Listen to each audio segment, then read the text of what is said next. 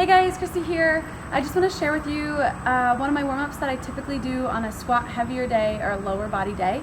The past 2 years, 3 years, I've struggled with one glute not activating, so typically that leads me to use my opposite side lower back maybe a little bit more, and then it starts to hurt over time. So just trying to keep everything functioning well and activated so I can be at my best when I'm training and competing. So I just wanted to show these.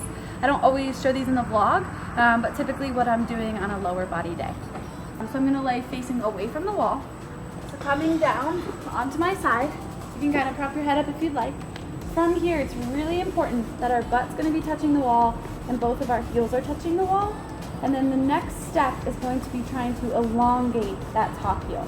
So I want to make sure I'm not hiking my hip and I'm pushing that hip as far away from my rib cage as I can. From there, I'm going to rotate my toes out, and that immediately kicks on that glute, and this should stay nice and relaxed. If you're tight here, then we need to push that hip further away. Then from here, I'm just gonna lift my leg, trying to keep my toe rotated open and my heel or my calf against the wall, and then I'm gonna hold. And I'm gonna count to 10. 1, 2, no.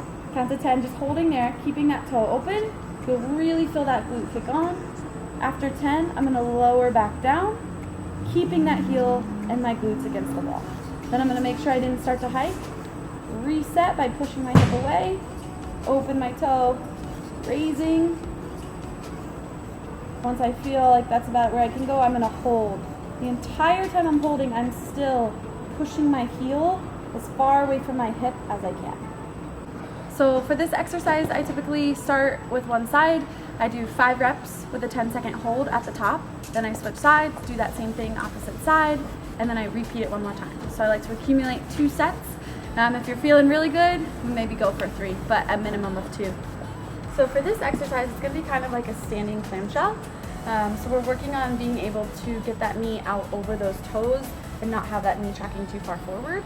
So what I'm going to do is I'm going to find about where I would plant if I cut my squat in half, where that foot would go. So just about under my hip, maybe a little bit between my hip and my shoulder.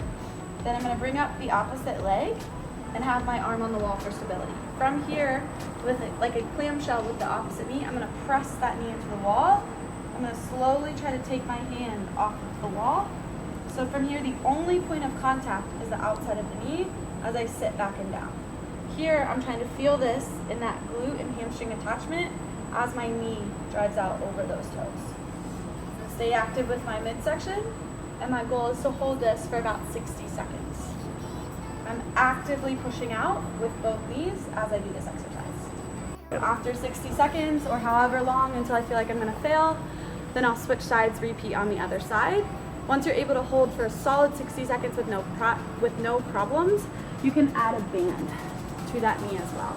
So I would come up, add a band around my knees, just like a lying down clamshell. Find my stance, making sure my big toe, my pinky, my heel all stay in contact with the ground. Externally rotate, push that knee out. Sitting my hips back, making sure I'm not twisted. Everything should stay square. Driving those knees out. Try to release the hand from the wall and hold for about 60 seconds. Right, so these are 2 of my favorite drills that I use before I start every session if I know it's going to be heavy on the lower body. So that would be definitely squatting, some deadlifting, things along those lines, just to make sure your glutes are firing. So your squat's as strong as it can be. You can keep your knees in the right position and you're not relying on your lower back for those movements.